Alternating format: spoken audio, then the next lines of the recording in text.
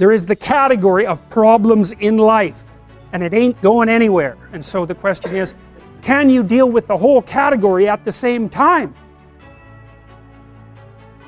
That's the thing. That's how to be in the world, is to deal with that category all at the same time. And so how did human beings, what did they come up with as a solution? And that's so cool too, because the solution they come up with not only was the heroism that allows you to approach what you're terrified by and what you find offensive and to learn from it, but also the idea of sacrifice, and that was played out by cultures everywhere, including human sacrifice. Let's say you're miserable and unhappy. Okay, here's a cure.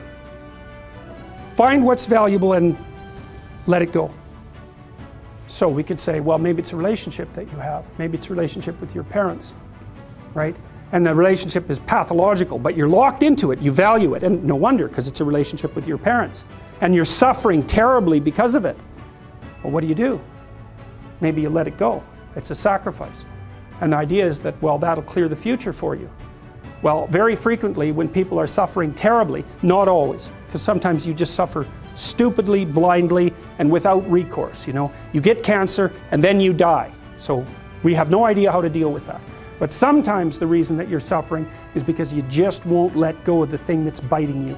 And you think, well, I can't let go of, and I've had clients like this. I can't stop communicating with my mother, who phones me 3 times a day, every day of my life, and never says anything that isn't unbelievably critical and demeaning. I can't let that go. It's like, well, that's not such a good idea.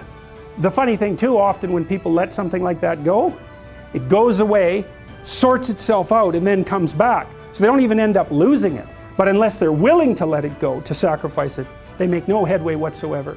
And so one of the rules is, if people are impeding your development, you sacrifice your relationship with them, right? It's a very, very rough rule. So anyways, sacrifice, what does that mean, sacrifice? Well, it's a discovery, man. It's the discovery of the future.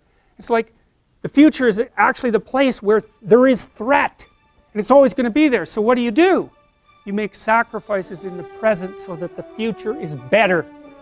Right.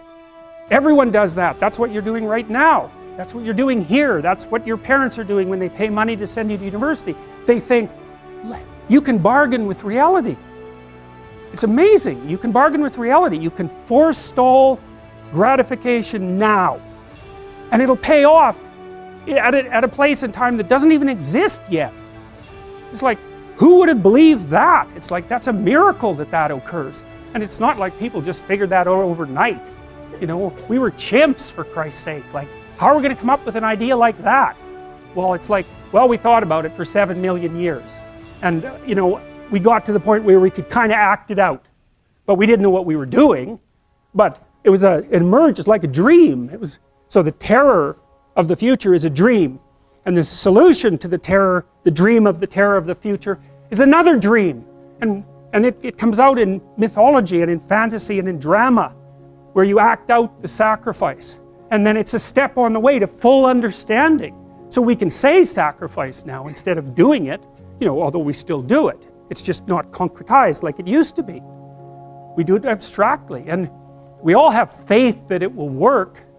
You know, and we also set up our societies so that it'll work. And one thing about, you know, I'm not a fan of moral relativism for a variety of reasons, partly because I think it's an extreme form of cowardice. But anyways, apart from that, no. There's minimal ways that you can set up a society that will work. And so one of them is that the society has to be set up so that your sacrifices will pay off, or you won't work, and then the society will die. And so it has to make promises. People have to make promises to one another. And that's what money is. Money is a promise that your sacrifice will pay off in the future. That's what money is. And so if the society is stable, you can store up your work right now. You can sacrifice your impulses, and you can work, and you can store up credit for the future. And then you can make the future a better place. But society has to be stable enough to allow for that. Hyperinflation will do you in. So the promise that's implicit in the currency is the promise that what you're doing now will pay off in the future. And if people don't have that promise, then, well, we know what they do. Because in gangs, for example, in say gangs in North America, the time horizon of the gang members shrinks rapidly because they don't really expect to be alive much past 21. And so they get really impulsive and violent, and like, why the hell not? That's what you do when the future doesn't matter, when it's not real. You default back to living in the moment, and you take what you can get right now. And no wonder, because you don't know if you're going to be around in a year. And you get whatever you can while you can bloody well get it. And that's like anarchy, that state. And so you don't want to live in, some people like to live in that state because they're really wired for that, you know. And so they're much more comfortable in those conditions. They're kind of like warrior types, I would say, in some sense. But, you know, for most people, that's just, well, that stress will just do you in, you know, the stress of a life like that. I think it's echoed to some degree in the structure of the biblical stories, and in this manner. So there's this notion in the Old Testament that morality is following a sequence of prohibitions. There's a bunch of bad things you shouldn't do, and then basically you're good enough. And I think there's wisdom in that. I think that's kind of where children start, right? I mean, I love children and all that, but they're crazy little creatures, and they need to be, you know, civilized. And partly what you do is you lay prohibitions on them, and mostly what you're trying to do is lay prohibitions on them for the behaviors that, if they manifested, would make their life miserable. So I have another chapter in this book that I'm writing called "Don't Let Your Children Do Anything That Makes You Dislike Them." And the idea there is that your job as a parent is to help your children become the sort of 4-year-olds that adults genuinely smile at when they come into a room, because that makes the entire social environment both truthful and welcoming. And so your job is to make them desirable social beings, and a lot of that is prohibition. Okay, and there's this ethical transformation. It happens to some degree in the tradition of in the prophetic tradition, where there's a spirit that seemed in some sense to rise above the law. But there's a real transformation between the Old Testament and the New Testament, because the Old Testament is prohibition, and the New Testament is, well, here's the good things you do once you're more than merely prohibiting yourself from impulsive sin, let's say. There's a positive good to be accomplished. Well, you might say, well, I don't know what the positive good is. Fair enough, man. So this is why this thing that I've said to people has become this crazy internet meme, but that's to clean up your room, which is a lot better and more useful than people think. It's a lot harder too, but the first thing you do, I think, and I learned this in part from Solzhenitsyn when he was trying to iron out his soul when he was in the Gulag, because he was trying to figure out how he got there, how he contributed to how he got there. You know, not Stalin and Hitler, even though they were kind of to blame, you know, but there wasn't much he could do about that.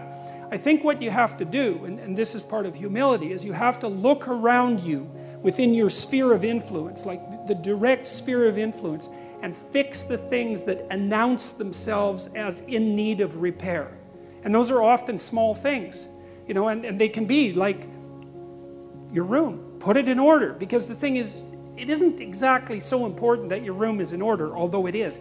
What's important is that you learn how to distinguish between chaos and order, and to be able to act in a manner that produces order. And in most households, there's 100 things that could be done to just make it less hideous and horrible. And so practicing that it's a real useful form of meditation, and it's also, I think it's a divine act, because you're taking chaos. And you know, if you pay attention even to a room, it's so interesting. And I learned, because I've renovated many places now and tried to make them beautiful. And one of the things that I've really learned is that even if you own a structure, unless you've investigated all the nooks and crannies and cleaned them up and put your own imprint on them and made them yours, they're not yours. The mere fact of physical ownership doesn't make them yours. You have to establish a dynamic relationship with the objects before they're actually yours. And I think you can do something as simple as just sit on your bed and think, okay, there's probably like 5 things I could do today so that tomorrow morning is slightly better than this morning was, or at least I'm not falling behind. And those will usually be, it's like having to eat a toad in the morning, right? It's like, it's not going to be something you want to do. There'll be things you're trying to avoid. They're snakes, essentially. But if you ask yourself, like you're asking someone, which I think is a form of prayer, if you ask yourself, instead of telling yourself, you know, what is it that I could do to set things more right today, that I would actually do? It's usually some small thing because you're not that disciplined, you know. Then you can go do it. And then you You put the world together a little more when you do that, and that spreads out. But you also construct yourself into something that's better able to call order forth from chaos. And that makes you just incrementally stronger. And then the next day, you can maybe take on a slightly larger task. And like, you get the benefit of compound interest if you do that. It's a tremendously powerful technique. And I think if you do that, at some point, instead of just having to fix things up that are not good, you'll start to get a glimmer of the positive things that you could do, that would actually constitute a vision. And that's what I would recommend.